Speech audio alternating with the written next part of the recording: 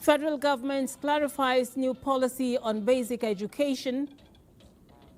We're just planning on lengthening the number of years that's compulsory.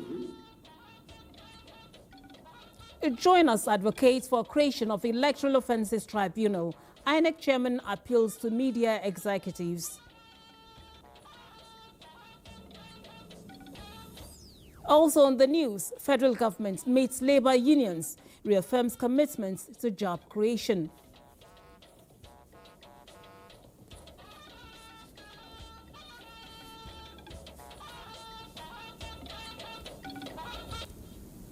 You're welcome to this live news telecast on the network service of the Nigerian Television Authority.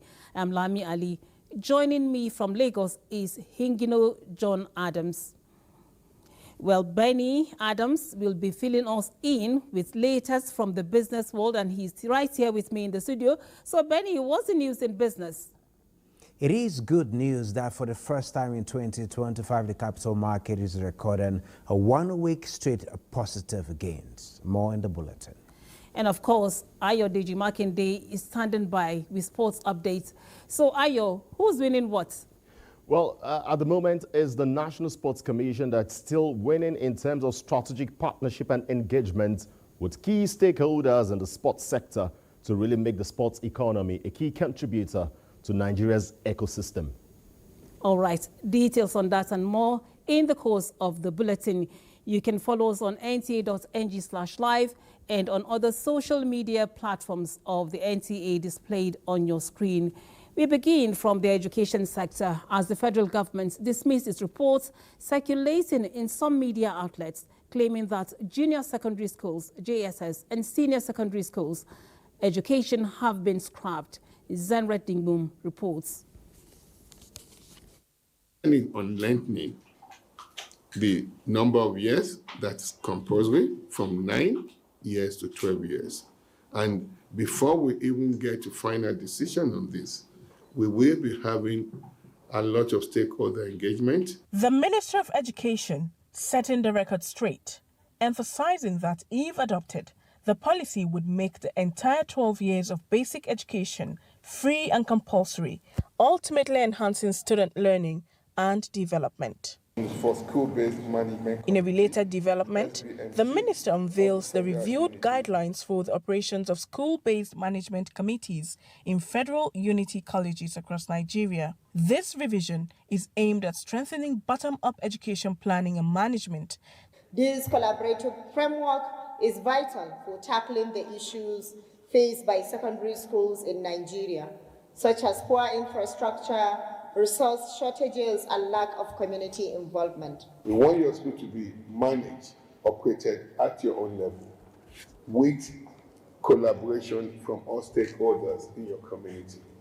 That's the best way we think we can get better results, we can get you educated, in a better way. The minister urges all committees to diligently execute their roles in accordance with the stipulated guidelines. In Abuja, Zenret Dingbum, NTA News. The Federal Ministry of Water Resources and Sanitation and that of Marine and Blue Economy have pledged their commitments to achieve food security, economic diversification and sustainable fish production in the country. Usman Zubairu reports that this formed high points of discussions when the Minister of Marine and Blue Economy, Adegboyega Oyetola, paid a courtesy visit to the Minister of Water Resources and Sanitation, Professor Joseph Utsev, in Abuja. Nigeria spends 1.2 billion naira yearly in the importation of fish and is the fourth largest importer in the world. This has led to the increase in unemployment, higher consumer inflation, and a rise in food insecurity. This strategic collaboration aims to strengthen Nigeria's agricultural sector and ensure sustainable agricultural development by leveraging the country's vast water resources. Both ministers emphasized the importance of interministerial partnership, enhancing water resources management marine conservation, and the sustainable development of Nigeria's blue economy. We also have other areas that we can collaborate. So they will come up with a working document that we can drive this process for the benefit of our people, Nigerians. Committee will ultimately work out the way forward.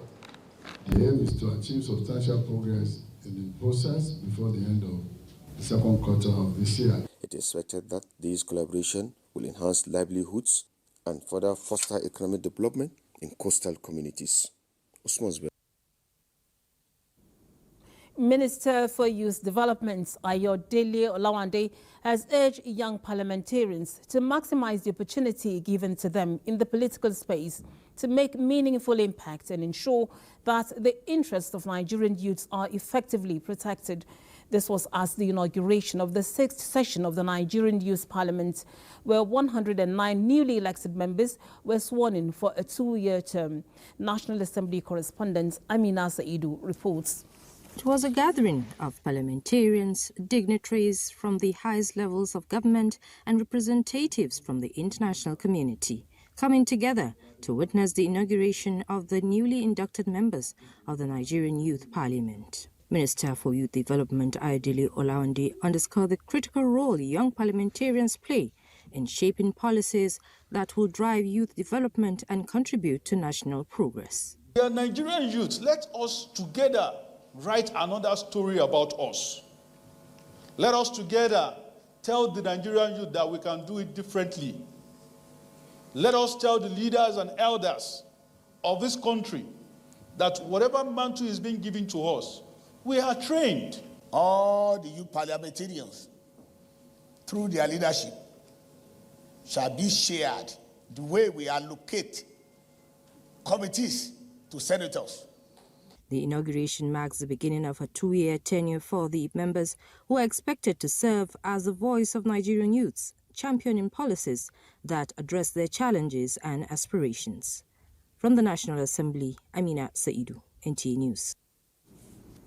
Now, out of the 774 cases of alleged electoral offences in the 2023 general elections, majority of the cases are still ongoing due to the delay in the prosecution process. To this end, INEC Chairman Professor Mahmoud Yakubu is appealing to the media to collaborate with the Commission in the advocacy for the creation of Electoral Offences Tribunal. Mie Ogidi reports that the appeal was made at a consultative meeting with media executives in Abuja. A meeting between the pen and the ballot. The reporter being reported. 721 journalists covered the Edo governorship election, 700 deployed for the Ondo governorship election in 2024. Great partners, I must acknowledge your contribution to the growth of democracy in Nigeria. INEC Chairman Professor Mahmoud Yakubu to the media chiefs. Yes, another task ahead. Anambra governorship polls November this year. FCT Area Council elections February next year. While plans are on for these 2 elections, by-elections also on standby. There is an increasing number of by-elections to be conducted. In the last 3 weeks alone, vacancies have occurred in 1 federal constituency and 2 state constituencies. In another state, the State Assembly declared the seat of a member vacant as a result of absenteeism following the prolonged absence of the member from sittings of the House. Sanitizing the electoral process, INEC's major area of concern. 774 alleged election offenders in the 2023 general election undergoing trial. Convictions secured in Akwa Ibom, Kebbi, and Kogi states, while arrests on vote buying by EFCC records successes in Lagos, Kwara, and Gombe states. But the delay in the process, a major wall standing against INEC efforts. No priority attention is given to such cases as the courts deal with a variety of other issues. It is therefore imperative to renew our call for the creation of the Electoral Offences Tribunal that have a specific jurisdiction and limited time frame for the speedy dispensation of cases. And that I think we should also encourage the National Assembly to set these things in motion so that there are just too many things that they are doing that they shouldn't be doing. INEC, the oxygen to democracy, and it must be encouraged, the media chiefs promised. Mayor Ogedi, NTA News. In other news, Nigeria's First Lady Oluremi Tinubu has pledged her support to the National Agency for the Prohibition of Trafficking in Persons, NAPTIP, in the agency's ongoing fight against human trafficking across the country. She made the promise when the Director General of the agency, Binta Adamu Bello, led top management of NAPTIP to her office in the Villa. State House correspondent Adeni Taiwo reports. Persons is said to be the second largest transnational organized crime in the world after drug trafficking. It is also a huge menace in Nigeria and, as such, requires the buy-in and active engagement of critical stakeholders to fight.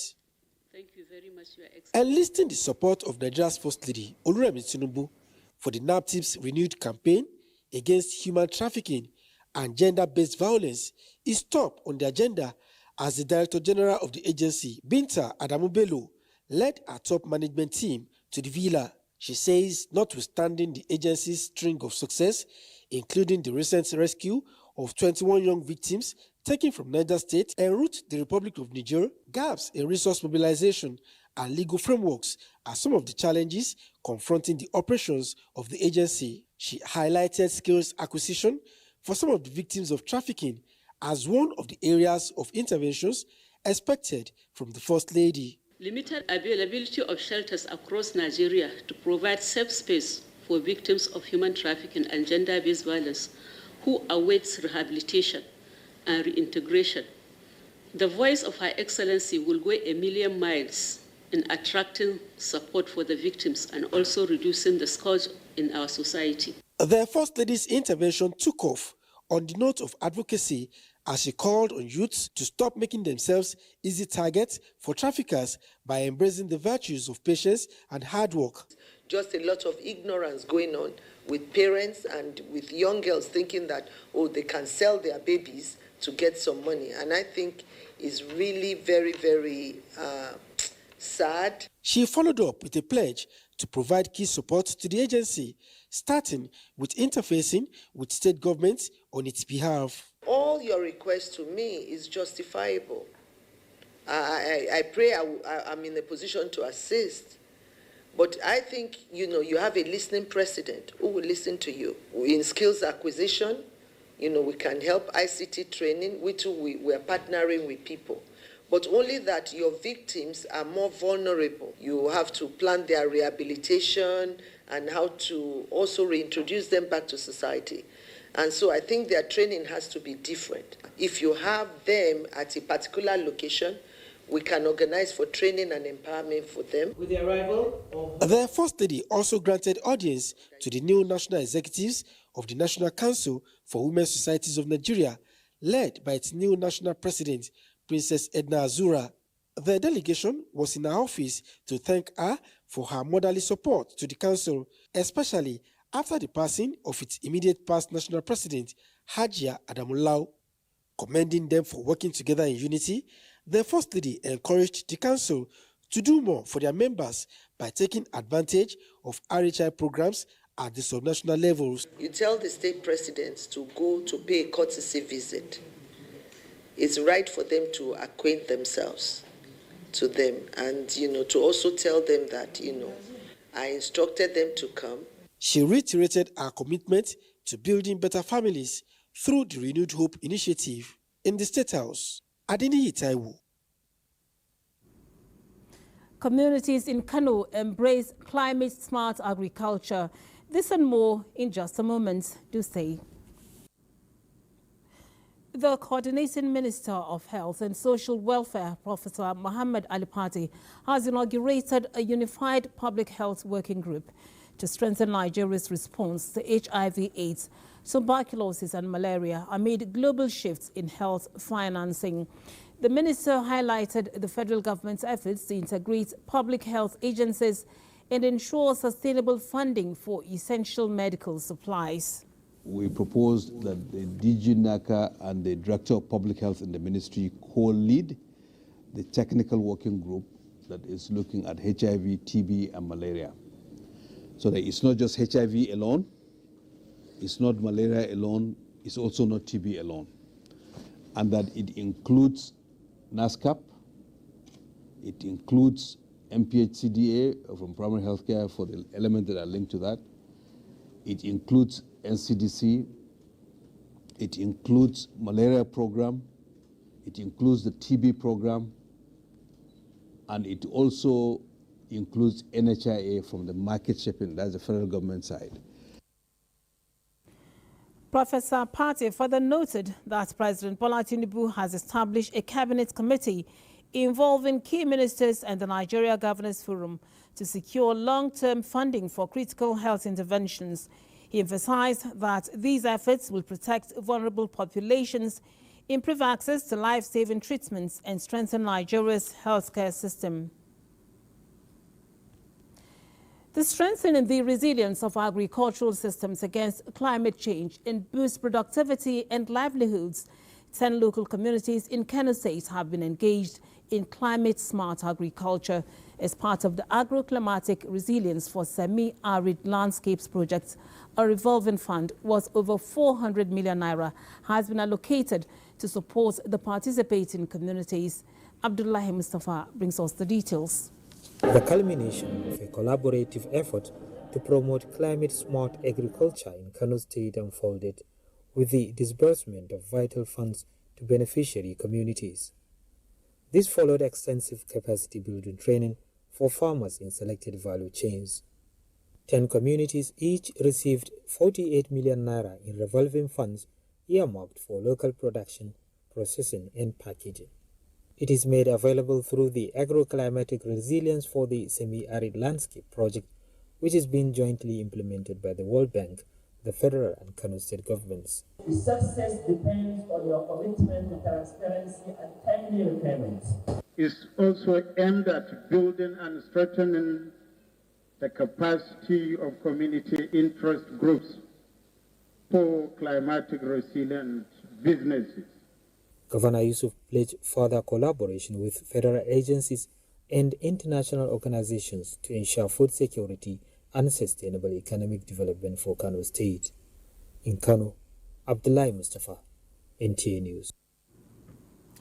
Behind the prosperity of any society lies the hospitality of its people, while peaceful coexistence remains the basis for sustainable growth and development.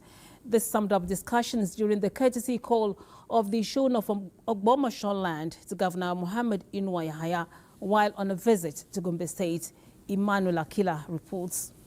Folabi Olauye Orumogege III, led by the Emir of Gombe, Abubakar Shehu Abubakar III, to see Governor Muhammad Inuwa Yahaya. The monarch says he is in Gombe to visit the people of Ogbomoso, Oyo State, resident in Gombe State. He praises the hospitality of the people of Gombe State, which he believes is key to the rapid growth and development of the state. I was talking to the Emir yesterday, and he told me the reason for the peace, and I learned a lot from that.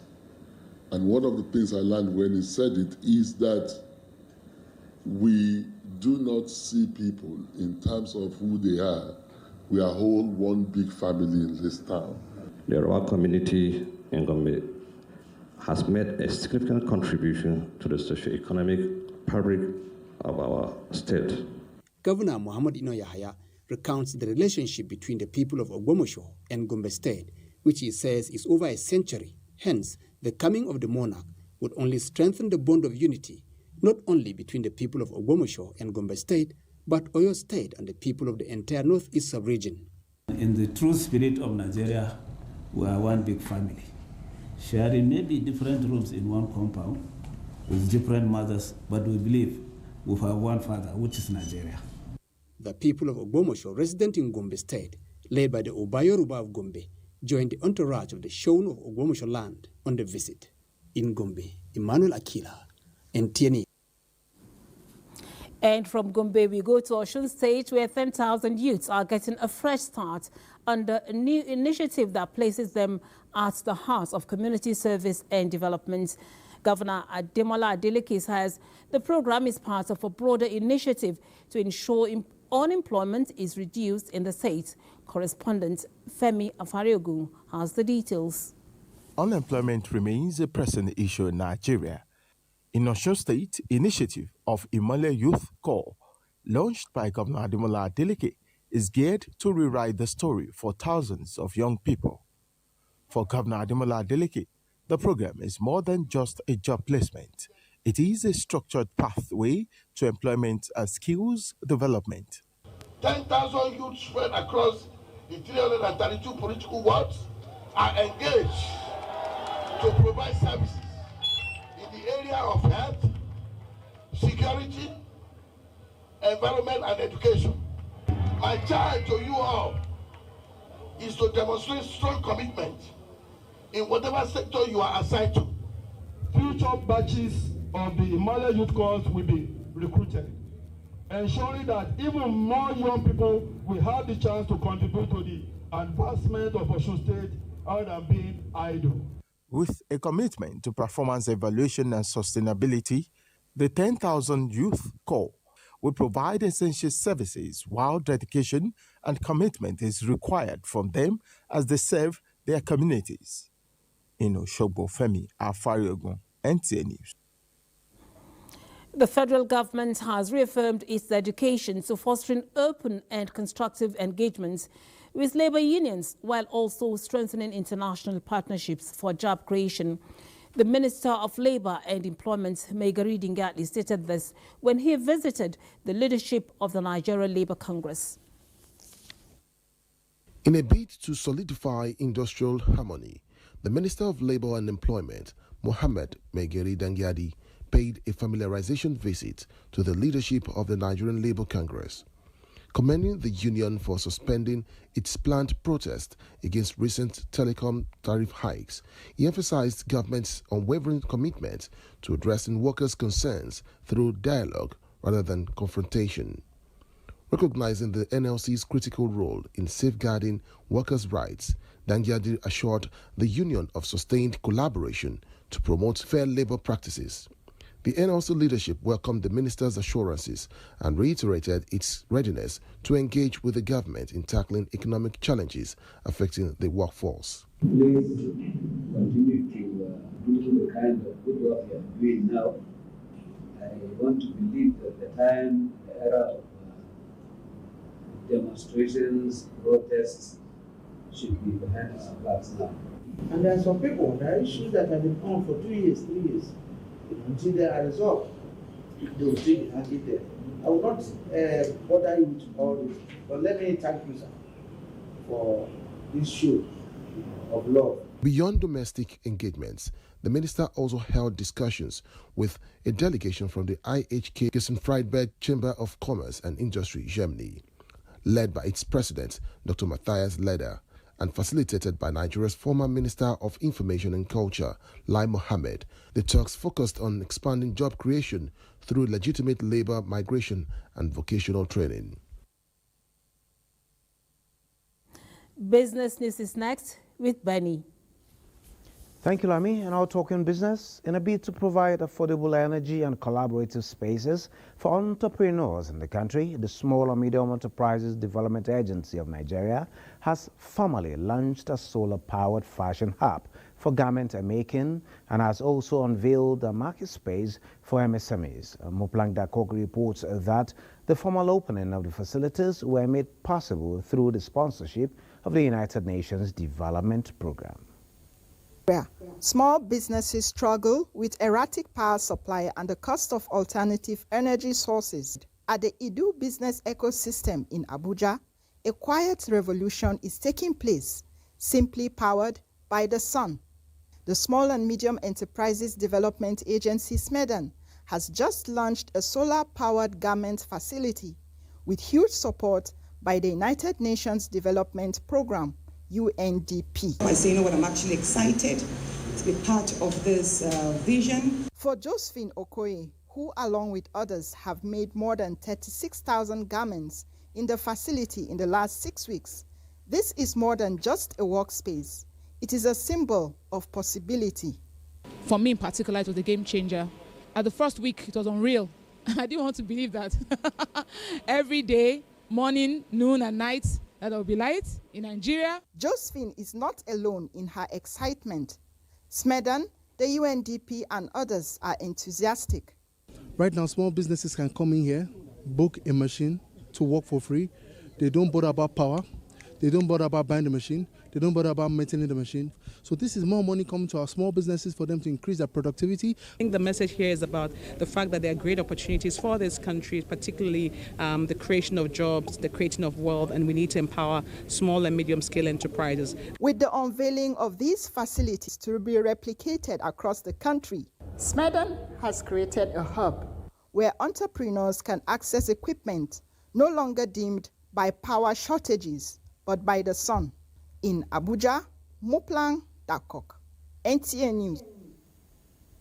Well, that's a big boost for MSMEs in Nigeria. And talking markets, looking at the African market, the Nigerian equities market has demonstrated resilience, sustaining a bullish momentum through the week and the first of its kind for the year, as investors' wealth increased by 305.7 billion naira, with market capitalization closing at 65.59 trillion naira. The all-share index hits a new all-time high today, gaining 0.48%. Looking at South Africa market also gained by 0.32%. It closed at 79,635.50 basis points. Same for Tunisia Tune Index, where the market appreciated by 0.27%. It closed at 10,197.69%, which is to say African markets are all green at this time. Well, this is it and our business. Alami, you can take it from here.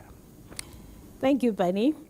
Now, the Federal Road Safety Corps and the National Orientation Agency have agreed to commence an immediate nationwide orientation against fuel scooping, siphoning, as well as other road vices.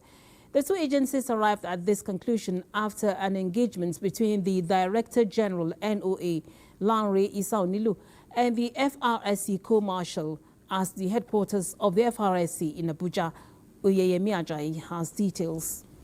Also partnering with the Federal Fire Service and the State Fire Services so that we get a spot, we get numbers whereby even if a crash... The Co-Marshal had met with the Director General of the National Orientation Agency, Lanre Isaonilu, to commence a nationwide orientation against fuel scooping and other road vices in accordance with the presidential directives. Was somebody's investment that has gone bad.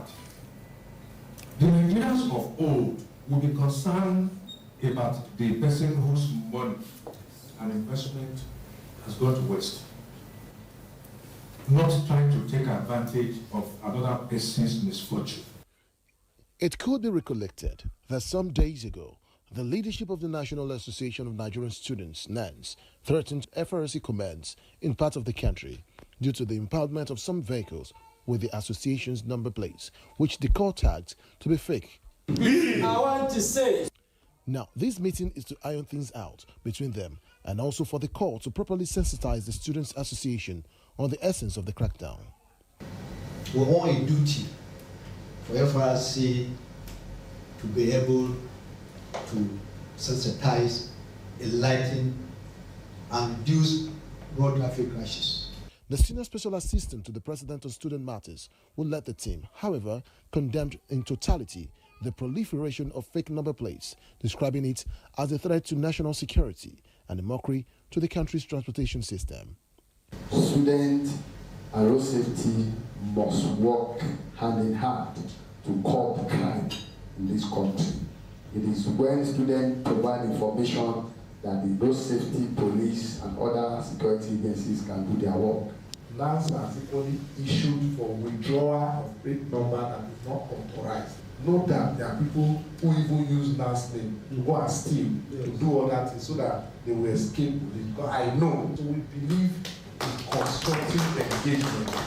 And this will not be an exception. We'll continue to engage to ensure fruitful results. This is the way I This new partnership is aimed at sensitizing students and the general public about the dangers of fake number plates and the importance of obtaining genuine number plates from authorized dealers. Oyeyemi Ajayi, NTA News. President Bola Ahmed Tinubu extends warm felicitations to veteran Nollywood actor, comedian, singer and scriptwriter Mr. Ekem Uwu as he marks his 70th birthday. President Tinubu eulogizes Ekem Uwu's impact on Nigeria's entertainment industry and his legacy as one of its most beloved figures, popularly known as Usofia. The president notes his wit and versatility, which endears him to many audiences.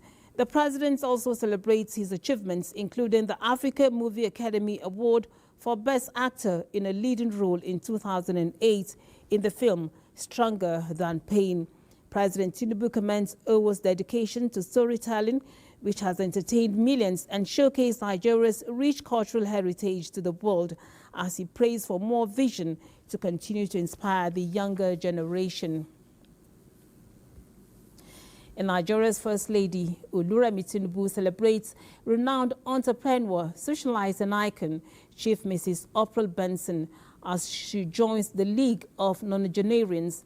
In a birthday message to the celebrants, Oluremi Tinubu describes her as a source of joy, encouragement and inspiration to many people who have come her way, especially women.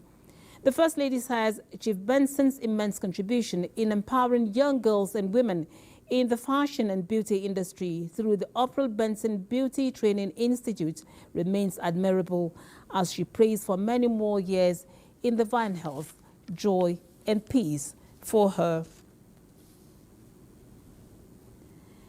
Let's now join Hingino in Lagos for stories from that end. Hello, Hingino.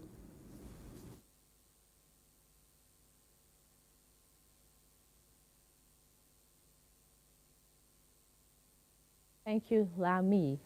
We begin here with health. Pesticides and other dangerous chemicals used in food preservation and ripening constitute serious health hazards. The National Agency for Food and Drugs Administration and Control, NAFDAC, is advising Nigerians to thoroughly wash and parboil food items preserved with chemicals. Joel Pupola reports that this warning is part of measures to safeguard public health. It is not uncommon for people to experience stomach discomfort or other severe ailments after consuming food or fruits.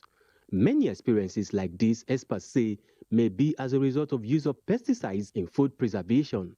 These unwholesome chemicals, which are used to kill pests, many times are not properly applied, which takes its toll on consumers. We also have issues of different grains that are also being poisoned, I will use that word, with a number of pesticides like Sniper, DDVP, and Optapiapia, and the rest of them. People spray directly on beans. This shouldn't be. It is illegal. Many food items like beans and vegetables, often ripened with chemicals, are hazardous, and experts say the signs are easily noticed. Spoken also about palm oil, that people add azo dyes to palm oil, Sudan 2, Sudan 3, and the rest of that, Sudan 4. They add it to palm oil just to increase the brightness, very bright red color, which is actually not necessary. Some women are not oblivious of this danger and are very conscious of what and where they buy their food items from.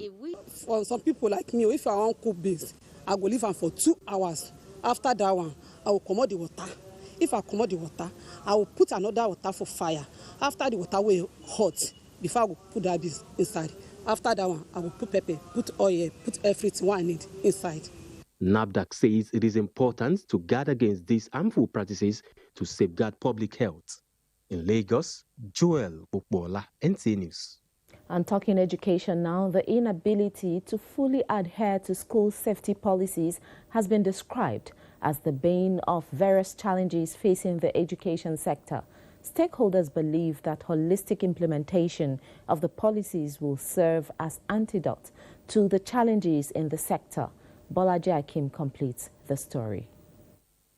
To make education devoid of stress, the federal government has put in place a national policy on safety, security, and friendly environment, aims at protecting students, teachers, school community, and also making learning fun and easy. Despite the school safety policies, the education sector is still being confronted with series of setbacks such as bullying, intimidation, unconducive learning environment, and many more. More worrisome is the increase in establishment of substandard private schools and unqualified teachers, especially in rural areas. Some of the ugly narratives in the sector have also been linked to the non-implementation of these policies. Even in some peri-urban communities, I saw a school today and I saw that there is a crèche up there and there is a bar downstairs. Bar where people drink, where they have a lot of crates of drinks. So what are you insinuating? What are you teaching the children? Sanitizing the education sector, especially at the foundation level, with proper monitoring of the school safety policies, according to stakeholders, is long overdue. We shouldn't have a once in a blue moon regulation or enforcement. We should have consistent enforcement.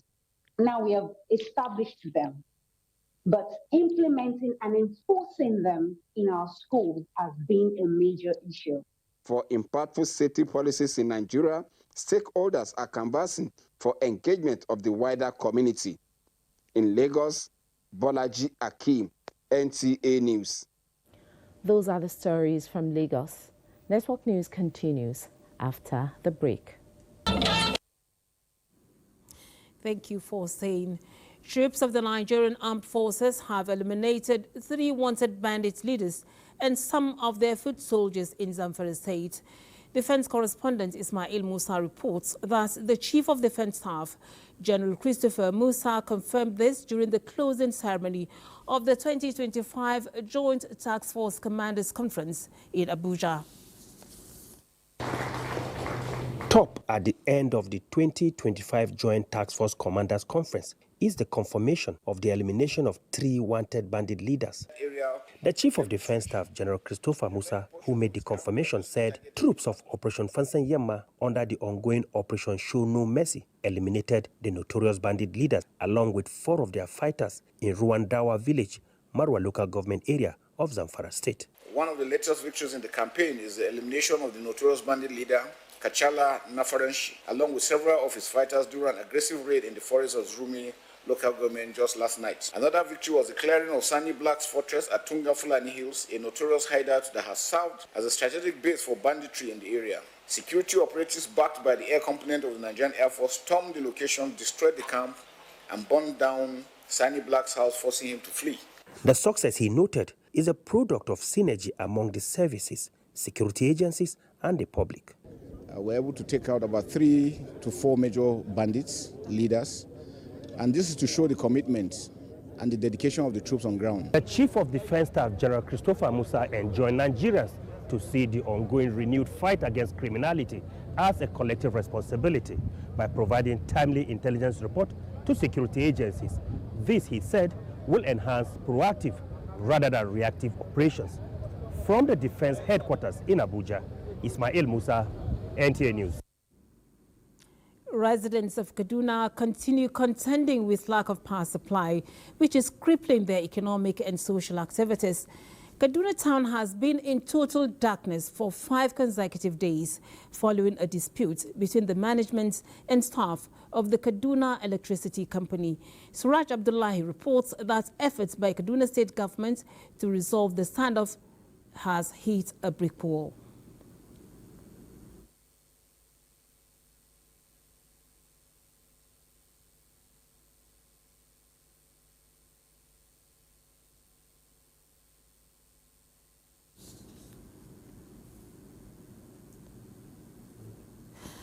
Apologies for that slight technical issue. We now take a break to bring you some messages. Do stay.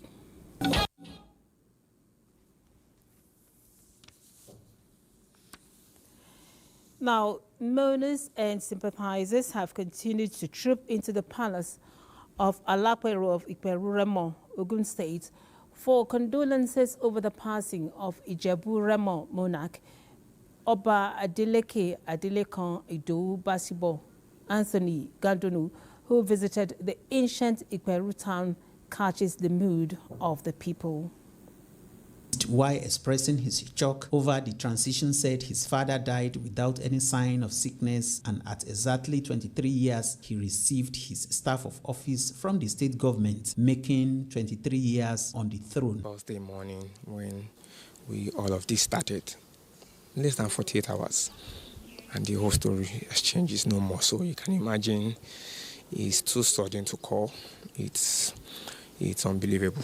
Some indigenes and chiefs of Ikperu town, including the retired Assistant Inspector General of Police Tunji Alakpeni, described the late monarch as a royal father, friend, and confidant, while Governor Dapo Abiodun, a prince of Ikperu town, in a letter of condolence described late Alakperu as distinguished and beloved traditional ruler whose reign brought peace and prosperity to Ikperu Remo Kingdom and Ogun State in general.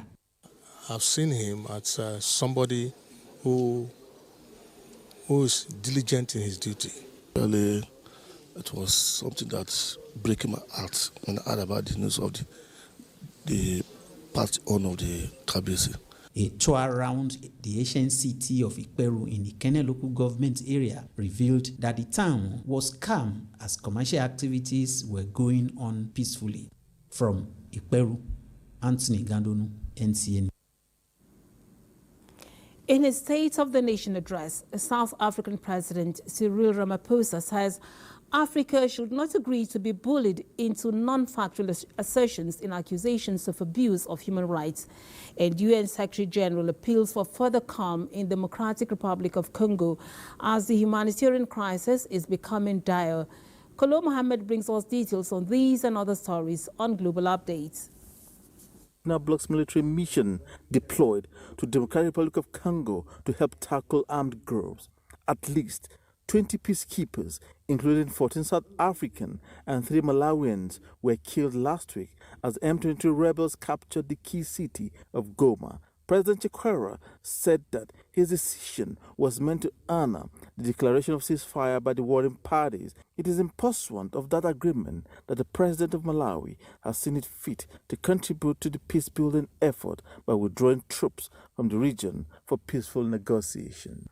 Swedish police say they are trying to establish a motive for the country's worst mass shooting, which left 10 people dead in the city of Örebro.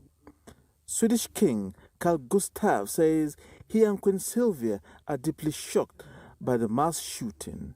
The monarch, who earlier laid flowers at the memorial for victims, says Swedish people are shocked over the tragic incident which happened at the school. In other news, Republican Guards of Iran have unveiled the nation's first drone carrier. The state TV channel displayed visuals of the drone plying the waters of the Gulf. The carrier, named Mataya Bahman Bagheri, is a commercial vessel that has been repurposed as a drone carrier over the past 2 years.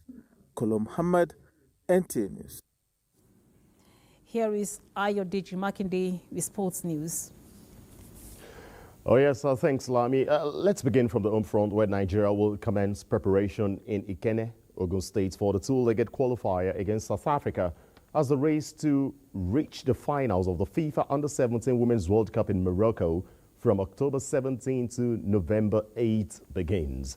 With Africa set to provide 5 teams, including the host country, coach Bankole Oluokere has invited 30 players to camp, including goalkeeper Christiana Uzoma, defenders Hannah Ibrahim and Jummai Adebayo. Midfielders Shakirat Bashud and Moinat Rotimi made the list, just as forwards Harmony Chidi and Peace Efyong also made the list of invited forwards. Still in Nigeria, Chairman National Sports Commission Shehu Diko has assured on strategic engagements with all sports, as captured in the Renewed Hope Initiative for Nigeria's sports economy by President Bola Tinubu. Diko gave the assurance when he joined other dignitaries for the ceremonial tee-off of the Gracie Hofberry Golf Tournament at the IBB International Golf and Country Club Abuja. The one-day tourney has more than 300 golfers and gentlemen and ladies, as well as veterans categories. She has paid her dues. She has been very committed in what she does, and she has been almost, you can hear from the testimonies of the people that are here. I offer my warmest congratulations on your special day, May this year of life bring you joy, happiness, fulfillment. I'm a very passionate player. I love the game to almost a fault. So I decided every year, when I turned 45, I did a small kitty. When I turned 50, I did a tournament, but it was a destination one. And so this was the first time I said, okay, let me celebrate amongst IBB members where I play regularly. Let's move away from Nigeria and tell you that the fourth round of the English FA Cup is on at the moment. And Manchester United are currently down by a lone goal. And that's at Old Trafford, where they're playing against Leicester City after the first 45 minutes. In other pairings on Saturday, Leyton Orient welcome Manchester City to the Brisbane Road. Preston take on Wycombe. Southampton complete with the duo of Nigeria's Joe Aribo and Paul Onuachu entertain Burnley. Also, Calvin Bassey and Alex Iwobi are to be in action with Fulham when they play at Wigan Athletic. MX Stadium is the venue of the match between Brighton and Chelsea, while Plymouth hosts Liverpool. Let's also tell you that PGA Tour is closer to partnership with the Saudi-backed Live Golf Tour after a meeting with U.S. President Donald Trump to end years-long division among elite players. PGA Tour Commissioner Jay Monahan and player director Adam Scott met with President Trump, where they asked him to get involved in their talks with Saudi Arabia Public Investment Fund.